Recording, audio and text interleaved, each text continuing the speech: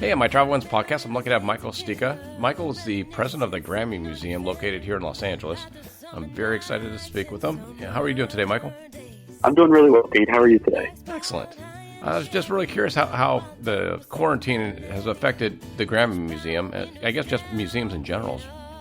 How has it hurt? Well, yeah, I mean, it's been incredibly impactful in a negative way for museums in general. And the Grammy Museum is really, not immune to that. And, but in every challenge is an opportunity. And so we've actually been able to take our mission entirely online with our Grammy Museum at Home.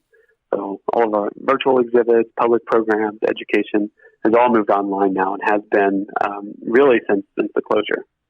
Well, I was kind of curious because I've been to the Grammy Museum, but it's been several years. So I was kind of curious how much of the visitors, I don't know if you track this, are tourists or people visiting versus locals?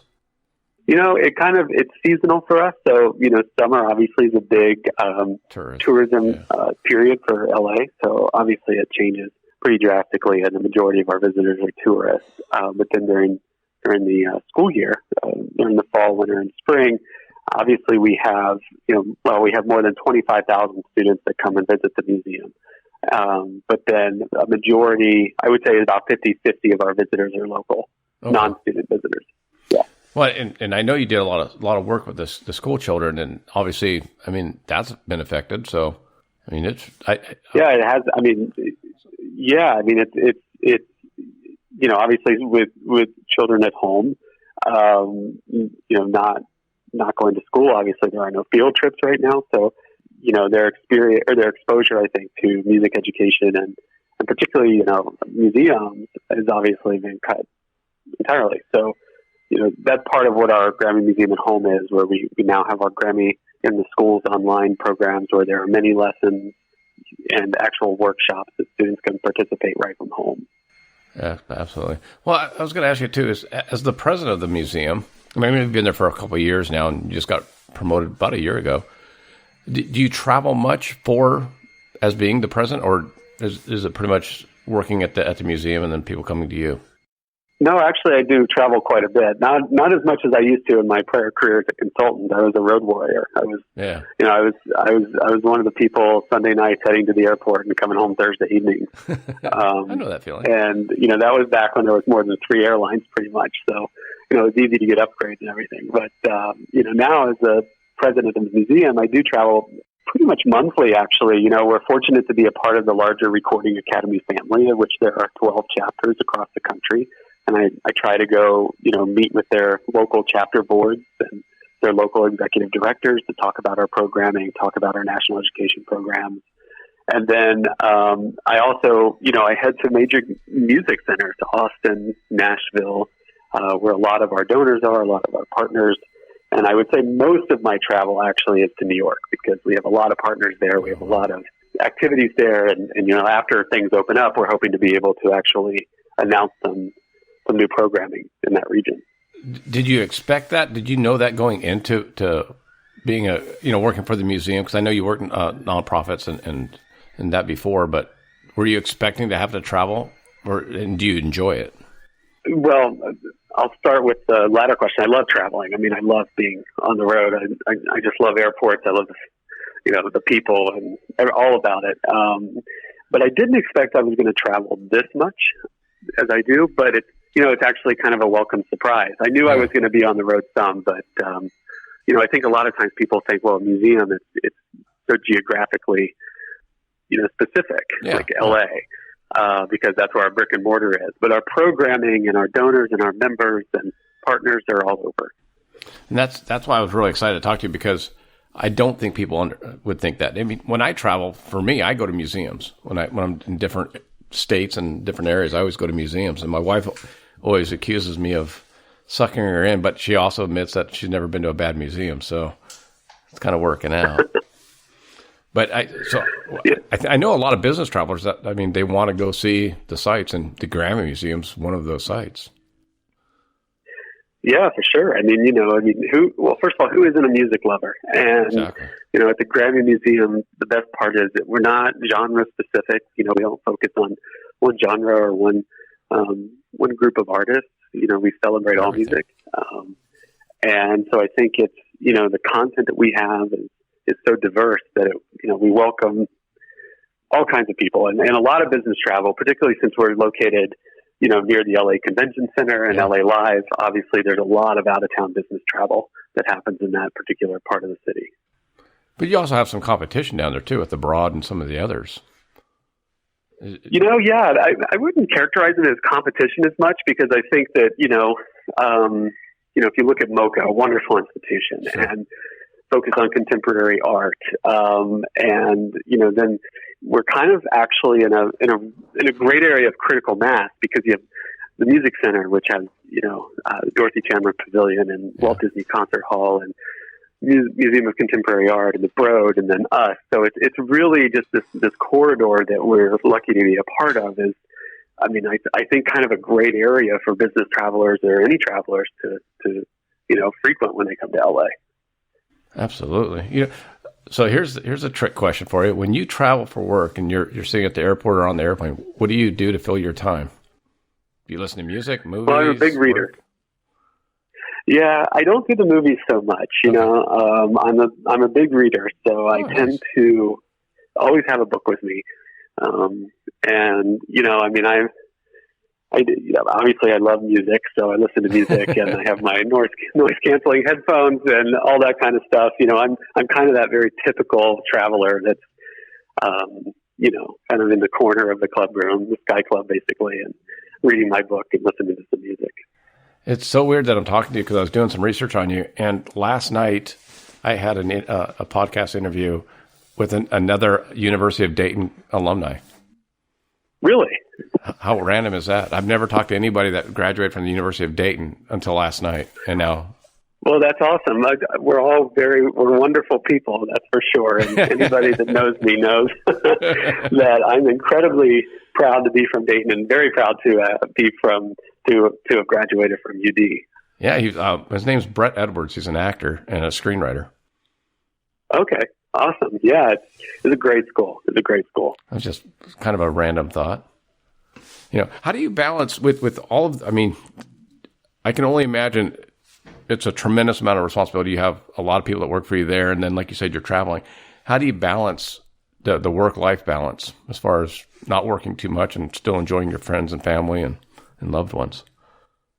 Yeah, it's a good question. It's tough. I think it's kind of that balance that everybody that has to travel for work frequently has to, they have to figure out what's right for them. And, fortunately for me, I have an amazing team that I get to work with day in and day out. And we actually, my leadership style is one of empowerment. So, a lot of responsibilities actually kind of pushed down, if you will, to empower, our leaders, our managers, our directors, our C-suite. So that's very supportive and helps me out a lot. And then, anytime that I can,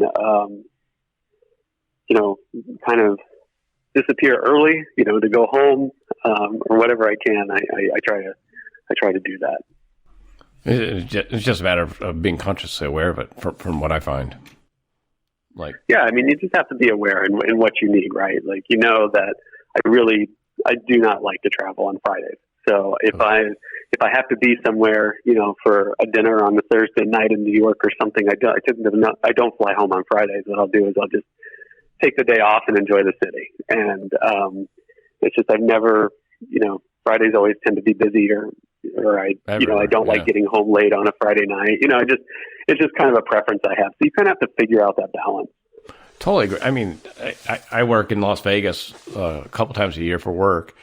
And I will not come home on a Sunday night because I usually drive. Yeah. And it's just it turns a 4-hour drive into a 6.5-hour drive. So I just take the extra day, sleep in, come home on a Monday afternoon and take my time. Yeah, exactly. That's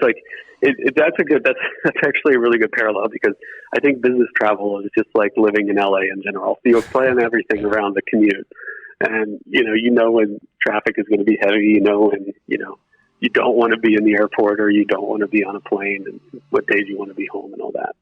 Well, yeah, I have a lot of family in Brunswick and Medina, Ohio. My family's from Cleveland.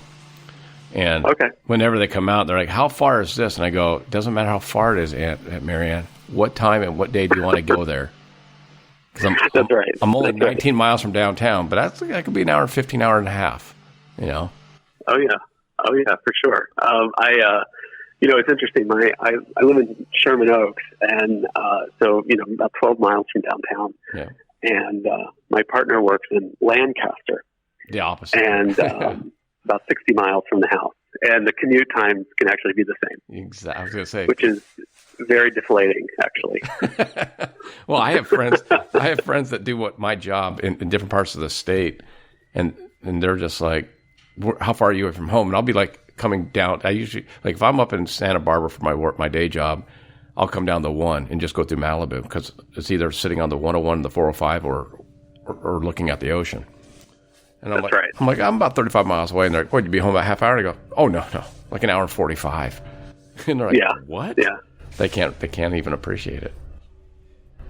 So it's just different. Very true. What's the biggest surprise being the president of the Grammy Museum, good or bad? I think the biggest surprise is it's kind of it's good, but it was something that I had to really get used to, and that is being the Grammy Museum. Yeah. We're a museum, and we're fairly large relative to most museums, nowhere near the size of others, but our brand is so big. Yeah. And I've learned that not most of the time, but a good part of my time is managing the brand as much as I am managing the operations of a museum, if that makes sense. Yeah.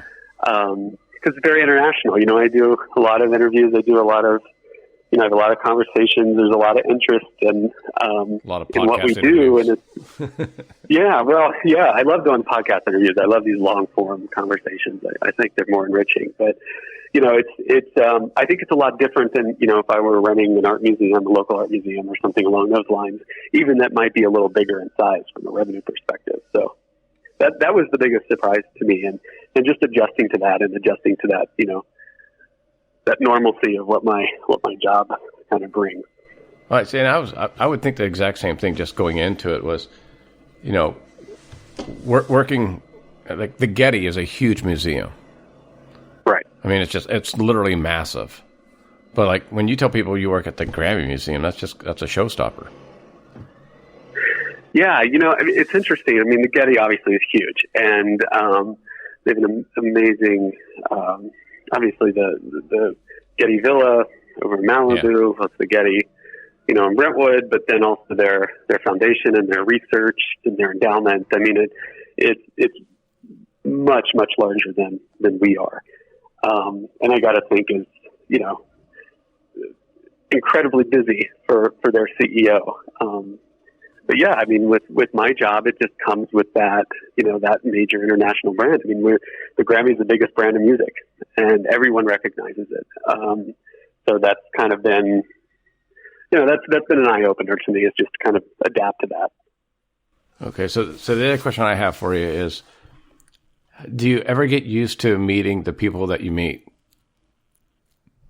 Meaning, yes. I know you just met Dolly Parton, and you had the letter and your letter boy and all that, so that's kind of cool. Yeah. But, I mean, does that still blow you away? It does. Well, yes and no. And so meeting someone like Dolly Parton, who I think is, on a whole different level, in terms of just, the length of her career and her impact in movies and music and television and everything else, in theme park. That's amazing. But then there are artists that I meet that, are wonderful, but I'm not necessarily starstruck like I am by somebody like a Dolly Parton. And I think that just is a function of, who you're a fan of, really. I totally agree. I mean, just even with like my show, I was more nervous to talk to you than some of the actors. You know what I mean? Because to me, the Grammy Museum's, it's iconic. So I appreciate that. Hopefully, I'm not making you too nervous, though. No. Yeah, but I spoke with Steve Stevens, who's a Grammy award-winning guitarist with Billy Idol, and it just blew me away. And I was super good. He's super nice. He's super friendly and nice, and his wife was nice. But at the time, it was still like, holy shit, that's Steve Stevens. So I just wondered if you ever had that same, oh my God, that's Dolly Parton. I'm really standing next to. Yeah, it's weird sometimes. I mean, there are certainly moments where I'm like, what is this guy from Xenia, Ohio doing? Exactly. Just a small farm town standing next to this person right now, or walking on the red carpet at this event, behind these people. Like, it's surreal. It's very, very strange.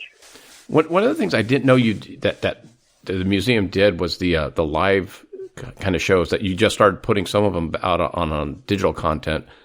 But, having the live shows there, how often do you have those? Yeah, so that's our public program series. Yeah. And that's actually, we'll do between 80 and 100 a year.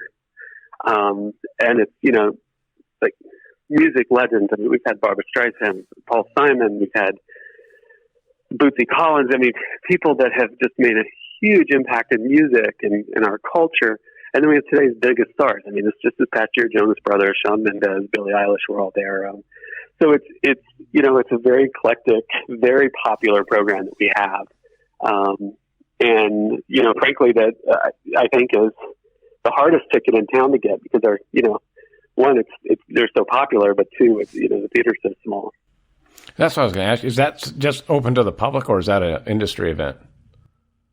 No, it's a public event. So, it's kind of the way it works is, it's members of the museum get first dibs, if you will, and purchasing tickets, kind of an exclusive pre-sale opportunity. And then whatever's left over goes to the public. Gotcha. But some of the shows, will sell out in 2 minutes. I mean, it really is that quick. That's what I was thinking. Because I saw some of the live stuff that you've been putting out. I'm like, oh my God, that'd be awesome. So yeah, I'm telling you, it's really amazing. And I'm this is kind of gets back to that, making an opportunity out of a challenge. I mean, sure. Obviously this is an incredibly challenging time with COVID, but what we've done is just completely pivot our business model to start to put a lot of these programs online. And this summer, I mean, you have to pay attention, because I think that there's going to be, I know that we're going to be making some pretty major announcements that, I think is going to really allow us to scale and provide this intimate experience, digitally, to a number of, many more people than we were able to that's awesome, though. I mean, that's a great way to look at what's been going on, is turning a negative into a positive. So that's pretty awesome. Well, you have to right now. I mean, it's just not, it does no good to sit around and feel sorry for yourself. And, everyone's been impacted, by this in some shape or form. And the best that you can do is just look towards the positives and innovate and push forward, which is, what we've been doing. I so appreciate the time. I was just going to ask, what's the best way for people to find out what's going on with the Grammy Museum? How to, and if someone's actually interested in becoming working at a museum, or being a president, or, a curator, how do they get in touch with you, or just the museum in general? Yeah. I mean, the best way to keep in touch is, we're following all of our social channels. We're on Facebook, Instagram, Twitter. I'm pretty active on LinkedIn. I love that platform. I understand it a lot better than the other one. Yeah. And that's a great way to get in touch. And then, obviously everything is on our new website, which includes our, our digital museum, Grammy Museum at Home, which is, grammymuseum.org, the web address. Okay. And I'll put that on my website, the link, so it's grammymuseum.org. And what are your typical hours? If we were in a normal world, what would be your typical hours and days? So we're open 6 days a week. We are closed on Tuesdays, and that's for curatorial to have the museum in itself to update artifacts and everything that needs to be done. And so basically, it's our hours are usually around 10:30 to 6:30. Okay. We're open a little later on Fridays and Saturdays. Perfect for the weekends. Well, like I said, I'll appreciate the time. I'll let you get back to doing all your fun stuff. So awesome. Well, I really appreciate the time, Pete, and thanks for having me on and sharing the word about the Grammy Museum. Absolutely. And I'll make another trip down there with my wife as soon as you guys open up. Awesome. Love to see you. All right. Thanks, Michael. Appreciate the time. All right. Bye-bye. Take care.